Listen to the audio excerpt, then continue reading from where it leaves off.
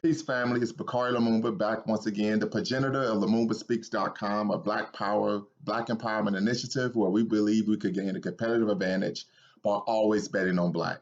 I'm back with another video entitled What They're Not Telling You About the Latest Information Regarding Malcolm X's Assassination. Typically, when I do a video, I tend to stay in my lane, focusing on issues of culture, education, and of course, politics.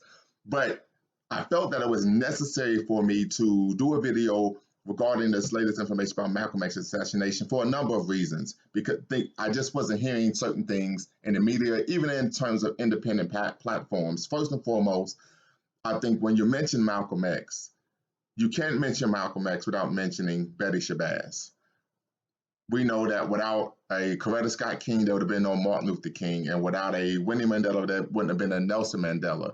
And we know that in African culture, particularly in African culture, in our way of being, way of knowing, way of viewing the world, we believe in duality. We believe that you can't have positive energy or any type of sense of being if you don't have male and female energy present. And so I think it's very important that when we're mentioning Malcolm, we are also mentioning Betty Shabazz.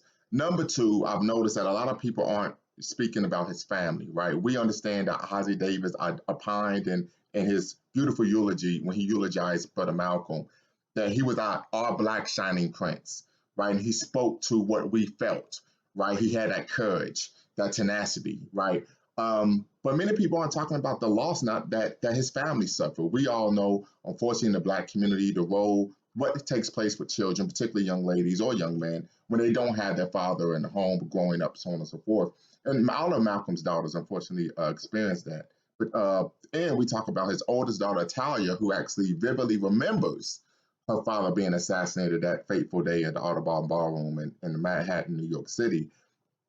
And she talked about vividly in the 1990s about former members of the Nation of Islam who actually were very friendly to her and her family, later saying, yeah, he got what he deserved, and you all need to keep your mouth shut, or you could get it too.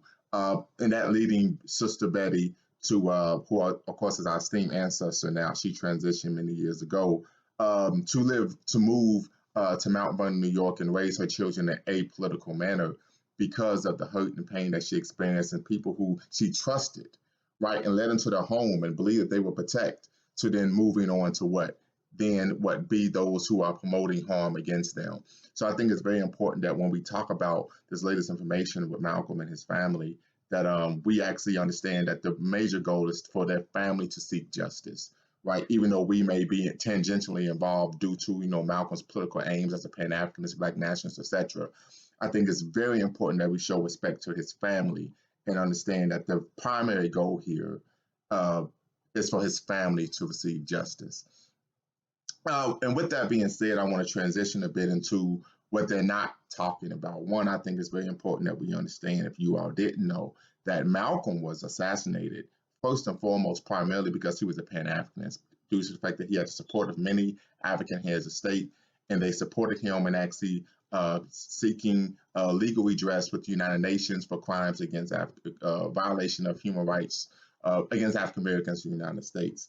And I say that's very important that Malcolm X was a Pan-Africanist, because we know currently, contemporarily, we have a movement of I would like to call Americanized tribalism, where there are certain individuals and segments of the African American community who are seeking to disassociate themselves from the global Black community, right? And some of those movements are called FBA, Foundation of Black Americans. Another segment of that movement is called ADOS, or ADOS, American Descendants of Slaves. But as we know, we tend to have not gotten anything as a people when we go about it individually. Secondly, I think that these movements promote a sense of Americanized tribalism, as I said before, in which we're fighting with other Black people for simply crumbs at the table, rather than addressing the entity that created our social, political, and economic quagmire. I actually find that very cowardly, and it's really, to me, a form of displaced aggression to fight with your brother or sister rather than those who are actually causing your problems, right? And I think that's very important. Secondly, one of the biggest issues I think when we talk about this latest information that's coming out is, for many of us who are in the know, who are woke, who are conscious, etc., whatever type of vernacular you like to use to identify your political state of being. This was not something that many of us did not already know. Many of us for years knew that the NYPD and the CIA and the FBI and all those alphabet boys, right, collaborated, unfortunately, with members of the Nation of Islam who were disenchanted with Malcolm X and the comments he was making about Elijah Muhammad and his alleged, and to this point, actually proven marital infidelities and children out of wedlock.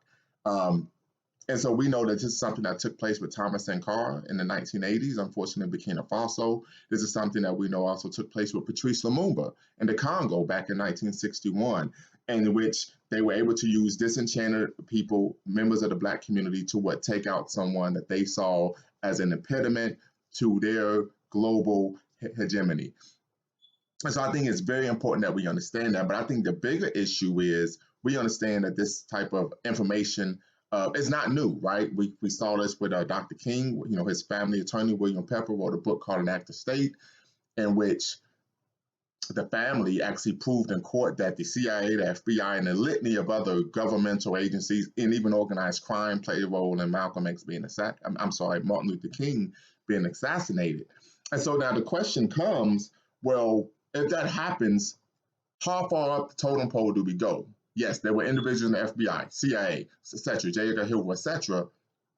But this goes all the way to the Oval Office. So I would argue that unless the United States government as a whole and the presidency and so on, the cabinet are not directly indicted and implicated, then it's more symbolic rather than substantial justice.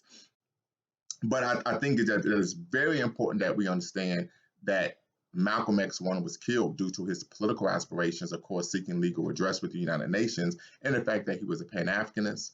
I also think it's very important that we understand that we should focus on the family getting justice, right?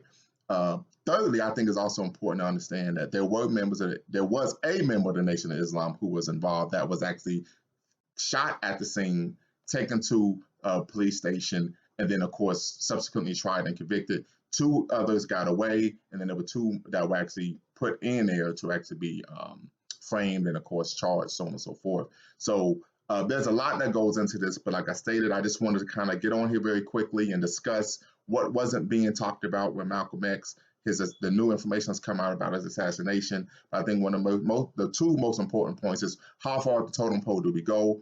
We know that this was something that was signed on and approved at the highest levels of government. Then, of course, we want to make sure that we focus on getting justice for his family, for his daughters, right?